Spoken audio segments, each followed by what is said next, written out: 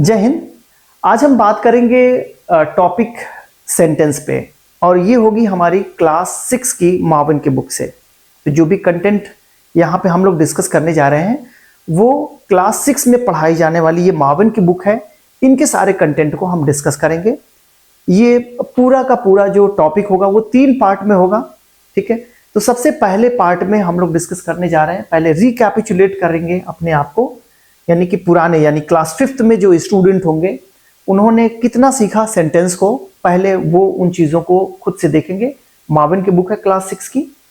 तो पहले सबसे पहले आप सेंटेंस बनाना सीखेंगे। सेंटेंस बनाने में वर्ड्स जो हम यहाँ पे जितने भी वर्ड्स हमने यूज किए हैं उनको मैंने जम्बल्ड कर दिया है। इन जम्बल वर्ड्स को आपको क्या करना है, एक सिस्टमेटिक ऑर्डर में रख के एक सेंटेंस बनाना है जिससे मीनिंग उसकी क्लियर निकल सके। सेंटेंस होता ही है, सेंटेंस बोलते किसको है? सेंटेंस बोलते हैं ग्रुप ऑफ वर्ड्स को, यानी कि systematic arrangement of words that make sense. Word को जब हम सिस्टमेटिक अरेंज करते हैं और जब उससे एक सही सेंस आता है तब हम उसको सेंटेंस बोलते हैं। ऐसा नहीं होगा कि आप वर्ड को एक सिस्टमेटिक अरेंज करें और उसका सेंस ही गलत निकल जाए। तो गलत सेंस निकलने के बाद भी, यानी कि अगर आपने वर्ड को सही सिस्टमेटिक ऑर्डर में रखा और उससे सही सेंस नहीं आ रहा है तो वो सेंटेंस आपका गलत हो जाना है, ठीक है। जैसे कि एग्जांपल से समझिए, एक सेंटेंस हमने लिखा, the sun rises in the west. अब देखिए ये सेंटेंस क्या हो गया, गलत हो गया। क्यों? इसकी मीनिंग सही नहीं आ रही है। भाई सनराइज जो होता है वो तो ईस्ट में होता है, हमने लिख दिया वेस्ट, तो ये गलत हो गया, राइट। तो आपने वर्ड को सही तरीके से तो लिखा, आपने सब्जेक्ट लिख दिया, आपने वर्ब लिख दिया, ठीक है ना, आपने एडवर्ब लिख दिया, एडवर्ब ऑफ प्लेस, ठीक है ना। तो ये यहाँ पे आपने सारी चीजों को तो सिस्टमेटिक ऑर्डर में लिखा, लेकिन उसका सेंस सही नहीं आ रहा है तो ये सेंटेंस गलत हो जाएगा, ठीक है। तो अगर आपने क्लास 5 में पढ़ाई अच्छे से करी है तो ये आप आसानी के साथ कर ले जाएंगे। मैं चाहूंगा कि सबसे पहले आप अपने कॉपी और पेन के साथ बैठें। जब भी मेरे साथ बैठे पढ़ाई करने के लिए तो कॉपी और पेन साथ में रखिए, कि अगर किसी चीज का नोट्स बनाना हो, कोई कॉन्सेप्ट आपका क्लियर ना हो तो नोट्स बना सके, और जो भी मैं एक्सरसाइजेस दूं वो आप तुरंत मुझसे पहले आप करिए। फिर उसके बाद से जब मैं करूंगा आपके साथ साथ तो आप उसको मिलाइएगा कि आपने उसको कितना सही किया, ठीक है। तो सबसे पहले इसको आप कोशिश करिए। ये सेंटेंस 1 है, सेंटेंस 1 है, इसको एक सिस्टमेटिक ऑर्डर में रखिए और एक सही सेंटेंस बनाइए। लिखा हुआ है rewrite the following as sentences. तो अच्छा, ये बुक में ये गलत दिया हुआ है, इसको आप टू नाइट कर लीजिएगा, एक वर्ड करिएगा टू नाइट, ठीक। तो चलिए मैं हेल्प कर देता हूं आपकी। तो सबसे पहले जब आप सेंटेंस बनाते हैं ना तो सेंटेंसेस में 2 चीजें आप रखते हैं, एक रखते हैं एक सब्जेक्ट का पोर्शन और एक रखते हैं प्रेडिकेट का पोर्शन, ठीक है। सब्जेक्ट क्या होता है? सब्जेक्ट हम बोलते हैं किसी भी एक्शन के, किसी भी काम के करने वाले को हम सब्जेक्ट बोलते हैं। जैसे मान लो कि मैं एक काम कर रहा हूं इस समय पढ़ाने का, तो मैं पढ़ा रहा हूं तो मैं एक सब्जेक्ट हो गया, ठीक है। यह सेंटेंस में जिसके बारे में हम बात करेंगे वो हमारा क्या होगा, सब्जेक्ट होगा। तो इसकी डेफिनेशन अगर आप चाहे तो लिख सकते हैं। सब्जेक्ट की डेफिनेशन होगी एक, या तो हो सकती है किसी भी एक्शन का करने वाला, डूअर ऑफ एन एक्शन। अगर उसमें कोई एक्शन करने वाला ना हो तो दूसरा हम इसका डेफिनेशन लिख सकते हैं।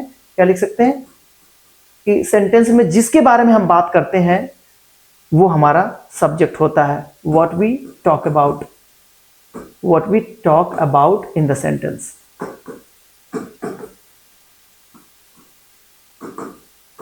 ठीक है। प्रेडिकेट क्या होता है? प्रेडिकेट होता है ये सब्जेक्ट का पूरा डिस्क्रिप्शन जो होता है ना वो हमारा प्रेडिकेट होता है। जो कुछ भी सब्जेक्ट के बारे में हम बात करते हैं वो प्रेडिकेट वाले सेक्शन में हम बात करते हैं। तो आप इसका डेफिनेशन लिख सकते हैं, what is told about the subject, about the subject. तो सब्जेक्ट के बारे में जो कुछ भी बात की गई वो हमारा प्रेडिकेट होता है। अब इसके बाद क्या आपको जानना है? ये जानना है कि सब्जेक्ट के कंपोनेंट्स क्या क्या होंगे, यानी कि सब्जेक्ट जो हम बनाएंगे उसके कंपोनेंट्स क्या क्या होने चाहिए। तो सब्जेक्ट बनाने के लिए 2 चीजें बेसिकली हमें जानना चाहिए। एक जानना चाहिए हमें नाउन को और दूसरा जानना चाहिए हमें प्रोनाउन को, क्योंकि ये जो होते हैं 2 पार्ट्स ऑफ स्पीच जो होते हैं ना, इन्हीं दोनों का यूज करके हम क्या बनाते हैं, सब्जेक्ट बना लेते हैं, ठीक है ना। और जो पार्ट्स ऑफ स्पीच सब्जेक्ट बनाते हैं वही पार्ट्स ऑफ स्पीच हमारा ऑब्जेक्ट भी बनाते हैं। तो इन दोनों को आप रख सकते हैं, नाउन और प्रोनाउन को सब्जेक्ट की तरह और ऑब्जेक्ट की तरह, ठीक है। प्रेडिकेट में क्या होगा? प्रेडिकेट में आपका वर्ब होना जरूरी है, एक्शन। बिना एक्शन के, बिना वर्ब के आपके सेंटेंस नहीं बनेंगे, तो वर्ब का होना जरूरी है। और इनके बाद अगर जरूरी हो तो आप ऑब्जेक्ट लगाइए, ना जरूरी हो तो मत लगाइए। इसलिए इसको ऑब्जेक्ट में लिख देता हूं optional, OPT, optional.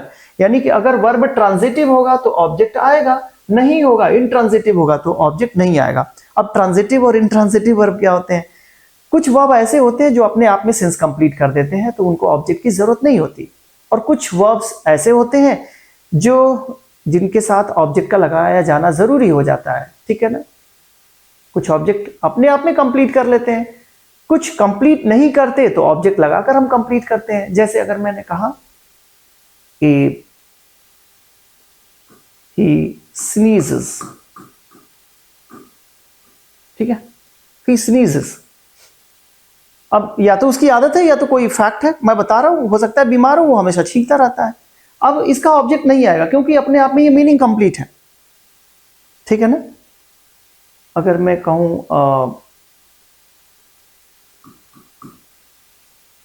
he goes, ठीक है, तो इसके लिए भी, इसके बाद भी ऑब्जेक्ट आएगा नहीं। ही गोज, वो जाता है, कहां जाता है, तो अब कहां जाता है, वेयर का रिप्लाई आपको फिल करना पड़ेगा। ही गोज टू स्कूल, ठीक। लेकिन कुछ वर्ब ऐसे होते हैं जिनको अगर कंप्लीट करना चाहे तो आप, जैसे मैं कहूं he eats what, food, he eats what, Apple. तो ये डिपेंड करेगा कि आप आगे लिखेंगे कि नहीं लिखेंगे, समझ गया ना। इसीलिए मैंने यहां पे वर्ब को लिखा कि ये ऑप्शनल रहेगा, जरूरत पड़ने पर आप लगाएंगे, ना जरूरत पड़ने पर नहीं लगा सकते हैं। तो हमारे प्रेडिकेट में वर्ब का होना जरूरी है। फिर ऑब्जेक्ट जो है वो ऑप्शनल है। ट्रांजिटिव वर्ब होगा तो आपको ऑब्जेक्ट लगाना पड़ेगा, इनट्रांजिटिव वर्ब होगा तो आपको ऑब्जेक्ट नहीं लगाना पड़ेगा। इसके आगे आपको लगाने की जरूरत नहीं है, ठीक है ना। इसके आगे लगा भी सकते हैं, नहीं भी लगा सकते हैं, कोई दिक्कत नहीं है। तो यहां पे लगभग चीजें कंप्लीट हो गई कि सब्जेक्ट हमारे कौन कौन से पार्ट्स ऑफ स्पीच बनाएंगे, नाउन और प्रोनाउन बनाएंगे, और प्रेडिकेट में हमारा वर्ब का होना जरूरी है। फिर उसके बाद से हम ऑब्जेक्ट रखें, ठीक है। या अदर हमें चीजों को हम लिख सकते हैं। एडवर्ब अगर आता है तो एडवर्ब्स में हम मैनर, प्लेस और टाइम को दिखा देते हैं, एमपीटी जिसको बोलते हैं, adverb of manner, adverb of place, adverb of time. जैसे यहां पे जो मैंने दिखाया ना, ही गोज, तो यहां पे मैंने प्लेस को दिखाया, where, he goes where to school, ठीक है। he sneezes, he of sneezes, अगर मैंने कहा कि when does he sneeze, तो मैं लिख सकता हूं in the evening या in the morning, यानी कि ज्यादातर वो मॉर्निंग में छींकता है, ठीक है ना। तो यहां पे हम जो है ऑब्जेक्ट को, यानी कि कोई यहां पे कोई ऑब्जेक्ट जनरली हम नहीं दे रहे हैं, यानी कि उसमें whom या what का रिप्लाई हम शामिल नहीं कर रहे हैं। ऑब्जेक्ट को पहचानने का ये तरीका है, जैसे हम सब्जेक्ट को पहचानते हैं। सब्जेक्ट को हम कैसे पहचान लेते हैं, जब वर्ब से हम क्वेश्चन पूछते हैं हु का या व्हाट का, उसी तरीके से हम ऑब्जेक्ट को पहचान लेते हैं, हु की जगह पे हुम कर देते हैं, और व्हाट जो होता है दोनों में कॉमन होता है। तो इस तरीके से हम सब्जेक्ट और ऑब्जेक्ट को आइडेंटिफाई करते हैं, राइट। ये चीजें बड़ी होती जा रही है, हम लोग बाद में कभी डिस्कस करेंगे। तो अब इस सेंटेंस को, ये जो हमारा जम्बल्ड जो वर्ड्स है ना, इसको आप क्या करिए, इसको सिस्टमेटिक वे में रखिए और एक सही सेंटेंस बना दीजिए। तो मैं इसको हटा देता हूं, चलिए अब इसको ऑर्डर में रखिए, बनाइए इसको। तो मैं हेल्प किए देता हूँ। यहाँ पे देखो एक प्रोनाउन है आई, तो हम लिख देते हैं आई, ठीक है ना। और यहाँ पे देखो गोइंग है तो एम के साथ लिख दो, बिना हेल्पिंग वर्ब के साथ वर्ब के आईएनजी नहीं लिख सकते, उनको हेल्पिंग वर्ब लिखना जरूरी है। तो जनरली बच्चे कर देते हैं आई गोइंग, जो कि गलत है, आई एम गोइंग, ठीक है, आई एम गोइंग। अभी मैंने बताया इंट्रांजिटिव वर्ब है गोइंग, गो, कम इंट्रांजिटिव वर्ब है, तो इनके लिए बताना पड़ेगा जब आप जा रहे हैं तो कहाँ जा रहे हैं, जा रहे हैं, कहाँ जा रहे हैं, टू कंसर्ट। अच्छा, कंसर्ट जो होगा वो डेफिनेट होगा तो द लगा दीजिए, I am going to the concert, concert, ठीक है। कब जा रहे हैं, तो यहाँ पे टू नाइट, मैंने बताया इसको एक वर्ड करिए, टू नाइट, आज ही रात को जा रहा हूं मैं, टू नाइट, ठीक है। तो ये एक सेंटेंस बन के तैयार होगा। तो मुझे उम्मीद है कि आपने भी ऐसी सेंटेंस बनाया होगा। अगर ऐसे बनाया तो आपका सेंटेंस बिल्कुल सही है और आपका कॉन्सेप्ट भी बिल्कुल सही है। नेक्स्ट क्वेश्चन पे आइए। ये सेंटेंस देखिए, इसमें भी शुरू करिए। देखिए होमवर्क लिखा हुआ है, विल गिव टीचर, तो ये वर्ड पहले एक दो बार पढ़ेंगे, अगर मान लो किसी को नहीं भी आ रहा है तो एक दो बार जब पढ़ेंगे ना तो चीजें समझ में आ जाएंगी कि भाई इसमें होमवर्क है, टीचर भी है, गिव भी है, तो टीचर होमवर्क देगा कि होमवर्क टीचर को देगा। तो डेफिनेटली यहाँ पे जो होगा टीचर होमवर्क देगा, तो हम लिख सकते हैं टीचर, ठीक है, विल, गिव जो है विल के साथ आएगा, हेल्पिंग वर्ब के साथ, विल गिव, ठीक है, teacher will give the homework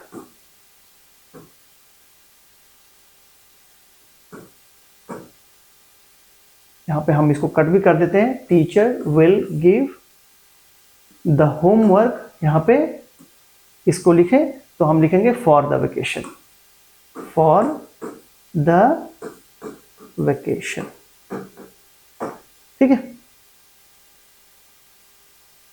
अच्छा, इस यहां से द को निकाल के आप यहां पर भी लिख सकते हैं, यानी दूसरा सेंटेंस आप ऐसे बना सकते हो, द टीचर, ये इसलिए कि जिसको डेफिनेट बनाना हो आप बना सकते हैं, टीचर को बनाना हो टीचर को बना सकते हैं, वेकेशन को बनाना हो तो वेकेशन को बना सकते हैं, the teacher will give the homework for vacation, ठीक है। तो अक्सर बच्चे कंफ्यूज हो जाते हैं जब हम उसके दूसरे ऑप्शंस के बारे में जब जिक्र नहीं करते कि आप इस तरह से भी लिख सकते हो और इस तरीके से भी लिख सकते हो, बच्चा कंफ्यूज हो जाता है कि इसके पहले द मैंने लिखा, इसके पहले नहीं लिखा तो ये गलत हो जाएगा। नहीं, ये दोनों तरीके से आपका लिखना सही हो जाएगा, ठीक है। अब कब कब हम कैसे कैसे पहचानेंगे इसके पहले द लिखना है नहीं लिखना है, वो हम आर्टिकल के टॉपिक में डिस्कस करेंगे। यहाँ पे हम बस एक जनरल डिस्कशन कर रहे हैं कि कैसे हम सेंटेंसेस को, यानी कि वर्ड्स को हम एक सेंटेंसेस में कैसे रखेंगे, एक सिस्टमेटिक ऑर्डर में कैसे रखेंगे, ठीक है। नेक्स्ट देखिए, ये सेंटेंस है। अच्छा, यहाँ पे एक साइन ऑफ एक्सक्लेमेशन होना चाहिए जो कि नहीं दिया हुआ है, कर लीजिएगा, आप लगा लीजिएगा अपने बुक में। ये साइन ऑफ एक्सक्लेमेशन यानी एक्सक्लेमेटरी सेंटेंस है। एक्सक्लेमेटरी सेंटेंस की शुरुआत आप देखो व्हाट अ से कर सकते हो, ठीक है, व्हाट अ, एक्सक्लेमेशन, सरप्राइज की बात हो रही है, व्हाट अ। अब पेंटिंग है, कैसी पेंटिंग है, ब्यूटीफुल पेंटिंग, ठीक है, what a beautiful painting, beautiful painting. और फिर उसके बाद से इज दिस नहीं लिखोगे, दिस इज लिखोगे, दिस इज। ये लिखने का तरीका है एक्सक्लेमेटरी सेंटेंस को, कि यहां पे आप इज को पहले और दिस को बाद में नहीं करेंगे, पहले आप दिस को लिखेंगे फिर इज को बाद में करेंगे। अदरवाइज इस तरीके से WH वर्ड आपको बनाना होगा ना, ठीक है। तो WH वर्ड WH से शुरू होते हैं, इंट्रोगेट करने के लिए यूज होते हैं, लेकिन यहां पे इंट्रोगेट करने के लिए नहीं यूज हो रहा है, यानी कि क्वेश्चन पूछने के लिए यूज नहीं हो रहा है, ये एक एक्सक्लेमेशन करने के लिए। एक्सक्लेमेशन का मतलब कि जो आप सडन, जिससे आप सरप्राइज को दिखा सकते हो, सडन फीलिंग ऑफ हैप्पीनेस को दिखा सकते हो, सडन फीलिंग्स ऑफ सैडनेस को दिखा सकते हो, सरप्राइज को दिखा सकते हैं, ठीक है। तो इस तरीके के सेंटेंसेस जो बनाने के लिए हम ऐसे फॉर्मेशन का यूज करते हैं, ठीक है। तो आई होप ये भी सेंटेंस आपका सही होगा। नेक्स्ट देखिए ये question, love students good flowers the school garden of the. अच्छा, इसको भी देखिए, अलग अलग स्टूडेंट अलग तरीके से बनाएंगे। कैसे बनाते हैं आप, पहले तो आप प्रैक्टिस कर लीजिए, आप अपना आंसर लिख लीजिए, फिर मैं आपको असिस्ट करता हूं कि आप इसको कैसे बनाएंगे। देखिए, स्टूडेंट लव फ्लावर्स, ठीक है, इतना तो समझ में आ रहा है ना कि स्टूडेंट फ्लावर को लव करते हैं, तो हम इसको लिख लें ऐसे, स्टूडेंट्स लव फ्लावर्स। कितनी चीजें हो गई, स्टूडेंट्स लव फ्लावर्स, ठीक है।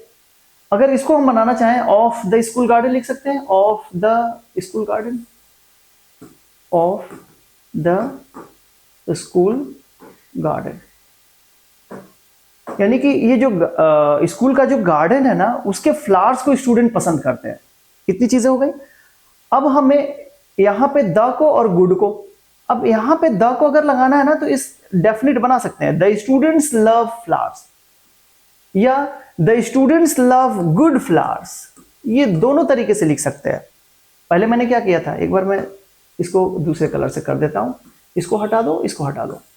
पहले मैंने लिखा students love flowers of the school garden, लेकिन इसमें गुड और द बचा हुआ था, तो अब गुड को मैं कहां पे लगा सकता हूं, गुड को गुड फ्लावर्स में कर सकता हूं, या the good students love flowers.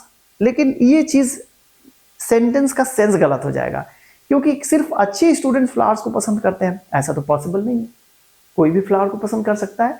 तो एक ऐसा सेंस हम दें यहाँ पे, the students love good flowers, अच्छे फूल को ही पसंद करते हैं, the students love good flowers of the school garden.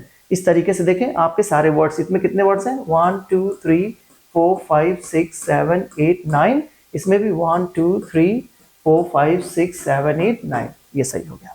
ठीक है, चलिए नेक्स्ट सेंटेंस पे चलते हैं। Stopped has train the platform at the, अब देखो हैज के साथ स्टॉप्ड लगा सकते हैं, परफेक्ट टेंस बना सकते हैं, और ट्रेन के साथ हम लगा सकते हैं द ट्रेन। ठीक है ना, इसको डेफिनेट बना दें तो ये सेंटेंस क्या हो जाएगा, द ट्रेन हैज स्टॉप्ड, कहां पे स्टॉप हुआ, at the platform, at the platform. अच्छा, ये कॉन्सेप्ट बाद में हम क्लियर करेंगे कि ये यहाँ पे जो प्लेटफॉर्म है, एट है, द है, तो इसको कैसे हम जानते हैं कि ये इस तरीके से पहले एट लिखना है, फिर द लिखना है, फिर प्लेटफॉर्म लिखना है। ये हम लोग ये इसी सेंटेंस वाले चैप्टर में कभी हम डिस्कस कर लेंगे कि कैसे हम पहचानेंगे कि इनको हम इस तरीके से सिस्टमेटिक ऑर्डर में ऐसे रखेंगे। ठीक है, तो उसके भी जब हम कंपोनेंट्स ऑफ सब्जेक्ट जब डिस्कस करेंगे, determiner, qualifier, headword, adjective phrase, ठीक है, प्रेपोजिशन, प्रेपोजिशन का ऑब्जेक्ट, ठीक, ये कुछ कॉन्सेप्ट होते हैं छोटे छोटे जिनको हम बाद में डिस्कस कर लेंगे। ठीक है, अभी फिलहाल हम लोग प्रैक्टिस पे ध्यान देते हैं। तो ये रहा आपका सही सेंटेंस, आगे आइए इसको करिए। यहाँ पे एक गलती है, यहाँ पे फार्मर्स कर लीजिए। अब ये सेंटेंस को बनाइए, अगर इसको बनाएंगे तो आप क्या करेंगे, ये फील्ड्स है, प्लाऊ है, प्लाऊ का मतलब जोतने से है। ठीक है, तो कौन जोतेगा, ये फार्मर्स फील्ड को जोतेगा, तो हम लिख दें फार्मर्स प्लाउ फील्ड्स, ये बचा बिफोर, फिर लिखें प्रेपोजिशन एक बिफोर रेनिंग, नहीं इट्स अ रेनी। देखिए गलतियां दी हुई है बुक में, थोड़ा सा इसको सही कर लीजिएगा, before rainy season, before rainy season, rainy season. देखिए ये सेंटेंस आपका सही हुआ, farmers plough fields before rainy season. मैंने यहाँ पे फार्मर की जगह फार्मर्स क्यों किया, क्योंकि अगर हम बात करें तो किसी एक कोई एक फार्मर तो ऐसा नहीं होगा जो कि अपने फील्ड को प्लाउ करता होगा रेनी सीजन के पहले, यानी कि ये सबके साथ यही है, जितने भी फार्मर्स हैं हमारे, वो सारे के सारे फील्ड को अपने प्लाउ कर लेते हैं बिफोर रेनी सीजन। अगर हम यहाँ पे मान लो कि फार्मर्स की जगह हम फार्मर लिखते तो ये हमारा सिंगुलर सब्जेक्ट हो जाता, और जब सिंगुलर सब्जेक्ट हो जाता तो वर्ब में हमें एस जोड़ना पड़ता इसको सिंगुलर बनाने के लिए, तो हमें यहाँ पे प्लाउज करना पड़ता, तो हमें लिखना पड़ता farmer ploughs fields before rainy season. ठीक है, चलिए तो ये रहे कुछ एक्सरसाइज, वर्ड के एक्सरसाइज हमने करी। अब इसके बाद से जो बुक में आपके लिखा हुआ है, a sentence in English has 4 parts, 4 parts होते हैं सेंटेंस में, sentence in English has 4 parts, you right about these parts of sentences in a fixed order। अब ये चारों पार्ट्स को ना एक फिक्स्ड ऑर्डर में रखना पड़ता है। जैसे यहां पे देखेंगे ये सेंटेंस है, ये एक पार्ट ये है, दूसरा पार्ट ये है, तीसरा पार्ट ये है, और चौथा पार्ट ये है। ठीक है, अब हम कैसे जानेंगे कि पहला पार्ट यहां पर रहेगा, दूसरा पार्ट यहां पर रहेगा। अगर इन चारों पार्ट को हम अलग अलग कर दें तो सबसे पहले हम वर्ब को हम तलाशते हैं, एक्शन को। ठीक है ना, इसमें जो एक्शन हुआ है वो खाना खाने का हुआ है, ईट, ये वाला। अब इसी वर्ब से हम क्वेश्चन पूछेंगे हु का या व्हाट का, तो आपको आंसर मिल जाएगा हु ईट, देखो यहां पे ये लिखा हुआ हु ईट, तो आपको मिल जाएगा पुअर पर्सन, इसका आंसर मिल गया पुअर पर्सन, तो आप इसको पहले लिख लेंगे। वर्ब तो आपने लिख ही लिया, अब इसी वर्ब से क्वेश्चन पूछेंगे कि व्हाट डज ही ईट। ठीक है ना भाई, पुअर पर्सन ईट व्हाट, खाएगा क्या, खाता क्या है, तो आपको आंसर मिल जाएगा फूड। ठीक, व्हाट का आंसर, आपने जब व्हाट का आंसर किया, व्हाट का आंसर लिया, तो ये आपको मिल गया ऑब्जेक्ट।